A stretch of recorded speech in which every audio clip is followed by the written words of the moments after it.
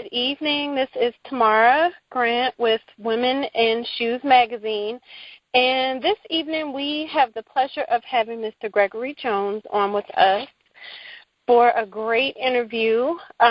He represents walkinginhershoes.org, a great organization which helps with domestic violence survivors. So we're going to talk with him a little bit about the organization and just about what they've been doing and where they're going for the future. Thanks for joining us this evening, Gregory. Hey, I really appreciate you having me on. No problem. So let's start out with letting everybody know a little bit about walkinginhershoes.org and just about the program in general. Okay, Walking in Her Shoes was founded in 2011, in May of 2011, after the death of a second relative. Our family suffered twice from the effects of domestic violence. They were both murder-suicide type domestic violence events. And so in May of 2011, we started Walking in Her Shoes as just a tribute to our cousin who had been murdered by her children's father in front of the daycare center. And then from there, other people in the community had been getting killed from domestic violence the next year, and I was called upon, and then the next year.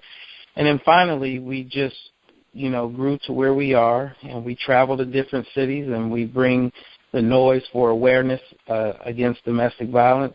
We raise money for the children of the victims.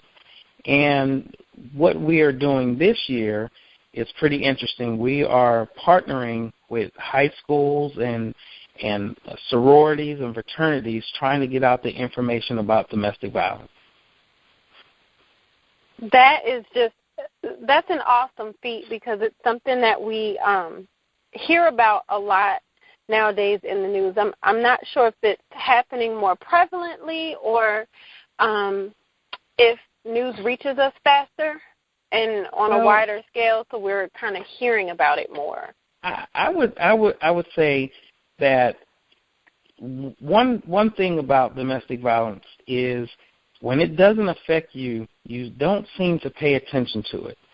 And I can say that personally. Before it happened to us, I was very out of the mainstream about domestic violence, didn't, really want to know about domestic violence because it wasn't something that I did, But once it happens to you, your eyes are wide open, and you see everything about domestic violence, you hear everything about domestic violence, and you really start paying attention to the signs if you're with your friends or different families of what can happen when you're in that situation.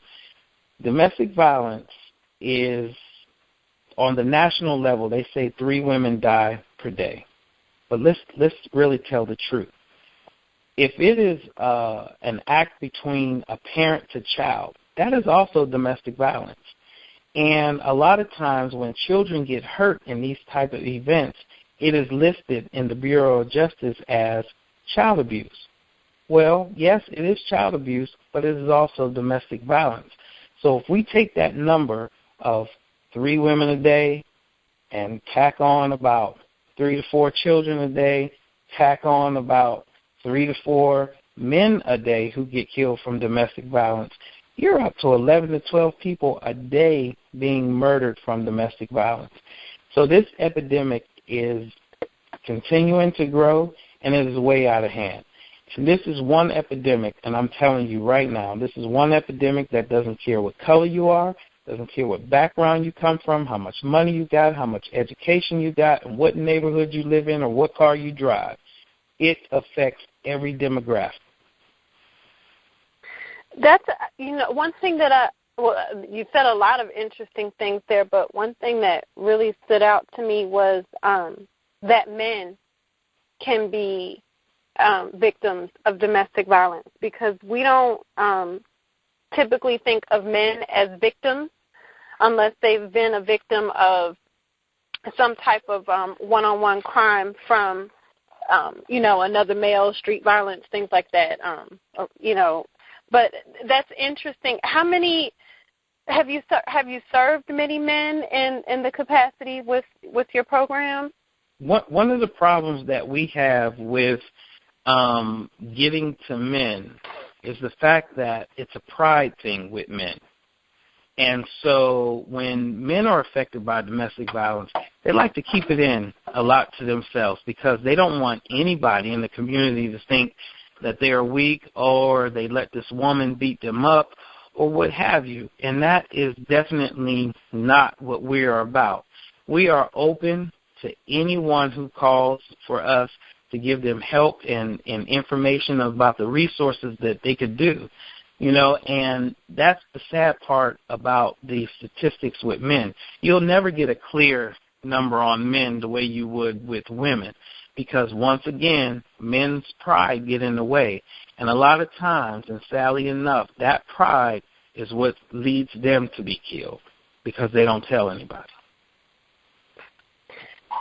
That's a really, really, that's something that I know we definitely need to get out there more because, like I said, when we look at domestic violence, we're typically looking at women as being the victims. So that's very interesting that you put that perspective out there, and I'm glad that you did mention that because, that's absolutely huge, especially when you're looking at, like, murder, suicides, and things like that. Right. You know, like I said, the epidemic is growing, and, we have to not be so afraid to step up and help one another. When we see things, we need to talk about it, or when we know things are going on, we need to let people know. We have too many resources out there for anonymous callers to call in if someone's being abused, or you can call the police. You don't have to give the police your name or information, but if you got information on somebody being abused, physically hurt, or possibly going to be murdered, you can call the police and say, hey, look, I don't want to give my information, I don't want to get involved, but this is what's going on. And the police will investigate it. But a lot of times it's just we in society, that's not my business. I'm going to keep walking. I'm not going to get involved. So therefore, my child is not being hurt or my loved one or friend. So, I'm going to ignore it. But that's not the attitude to have. Tell us, because one of the things that you were talking about was, starting your program based on your family having personally experienced domestic violence. What resources were available? Were there any resources available to you all, and what resources support did you all use to help you during that time? Well, I can honestly say in May of 1991, when the first incident began. Well, let me back up and go a little bit further. A very good friend of mine in October of 1984, she was murdered from domestic violence as she was leaving the Halloween parade. And when she made it home, there was a knock at the door from her estranged boyfriend, and he shot her when she came to the door. So that was my first experience with someone that I love dearly, a good friend of mine, being killed from domestic violence. So then we fast forward from 1984 to 1991 when our first actual family member was killed from domestic violence. I don't want to say that the resources or the information wasn't out there, but it wasn't something that we were looking for because, first of all, we didn't know that she was being abused. That's something that she kept to herself. So then when we fast forward to 2011, when this loved one is being abused, we also didn't know. So when you don't know that something is going on, or you're not experienced enough to look for the signs, then you just chalk it up as she's having a bad day, or the relationship is not good, they had an argument, and life moves on. But there are so many resources today, more so than there was back in 1991 and 1984. On our website, walkinginhershoes.org, we have the numbers to every coalition of every state, Washington, D.C., Puerto Rico, and the U.S. Virgin Islands. And you can call to those numbers for your state because each state has different laws when it pertains to domestic violence. So you can call that number and get your start on the help that you need to get out of your situation. And so that we encourage people to do that. One of the things that we want to challenge these state coalitions and in the U.S. Virgin Islands, Puerto Rico, and D.C., we want to challenge them to come out and do what we do, get in the streets and march. Everybody can march for cancer, lupus, AIDS, or what have you. They beat my dog or killed Cecil the lion. But when we talk about domestic violence, that's something we, if it happens, we'll address it, and then we sweep it under the carpet and we move on. And that is something that we cannot do because every time that we become complacent, people get killed. Tell us a little bit about, you started mentioning it, and it was going to be one of my next questions. Tell us a little about some of the signs that people may be able to look for, just of, a loved one in general that may be experiencing abuse, or if it is you personally that's involved in a violent relationship, some things that may be some red flags for you to look for. One of the things that I always tell family to look for with their loved one is a change in demeanor. 9 times out of 10, you as a parent or you as a loved one, cousin, whatever, sibling, you know that person. You know what their demeanors are on a day-to-day basis. You kind of know from knowing them over the years what makes them upset, what makes them tick. But a lot of times when people are going through domestic violence, in the beginning, you can pretty much kind of cloud what's going on. You can fool a lot of people. But then there comes a time where you get wore down and your demeanor changes. You come to family functions and you're in a rush to go. You got to hurry up and get home. You're always checking your phone to make sure to see if he called or checking those text messages or hurrying up and responding to text messages. And things are just not right. But a lot of times we as family, we don't equate that to something going on because we don't see the physical abuse. We don't see it. So then we say, she's just having a bad day, or she don't feel good, she doesn't want to be here. But really, those are the beginning signs that something is happening when their demeanor changes, when their interpersonal personality changes, which is a whole lot different from what you're accustomed to. Something is going on with that person. We're talking right now with Gregory Jones from walkinginhershoes.org and just having an open discussion about domestic violence survivors and his program, walkinginhershoes.org, which helps victims of domestic violence. Can you give us some of your social media sites and everything and some of your contact information so everybody knows where they can find you? Yes, we are at www.walkinginhershoes.org.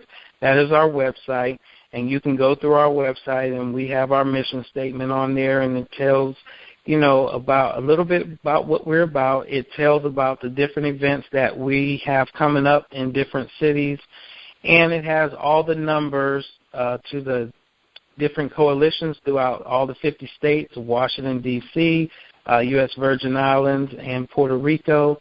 We also have merchandise on there that we sell to raise funds for different things. We try to help offset costs of funerals. We try to help children and put a little money in trust funds for them and just different things like that, food and clothing and different things like that.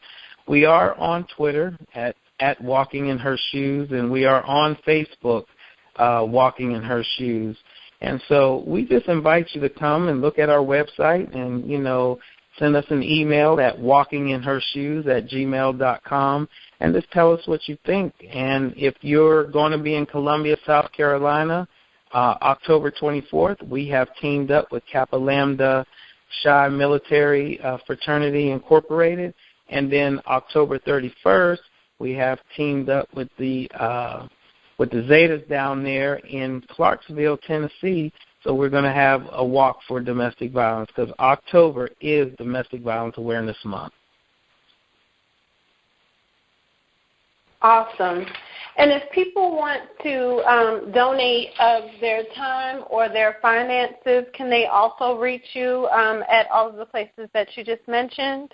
They most certainly can, and if they want to make a donation, they can either mail a donation to Walking in Her Shoes, Post Office Box 1541, Johnstown, JOHNSTOWN, Pennsylvania, 15907, or they can actually go on our website and they can make a donation there. But when they order T-shirts and hats and different things like that, that is also a form of donation, and we greatly appreciate anything that anybody does for us. Well, thank you so much for coming on with us this evening, Gregory. You've definitely got a mission that is here to serve on a large scale, and that I know has been very helpful to so many people, and we hope that, you continue to get the support that you need to continue with your mission. Thank you so much for having me on, and I do appreciate it. Once again, go to walkinginhershoes.org, and any help that you want to give, or if you need information, or if you want to talk to us, just give us a call, area code 253-363-1345.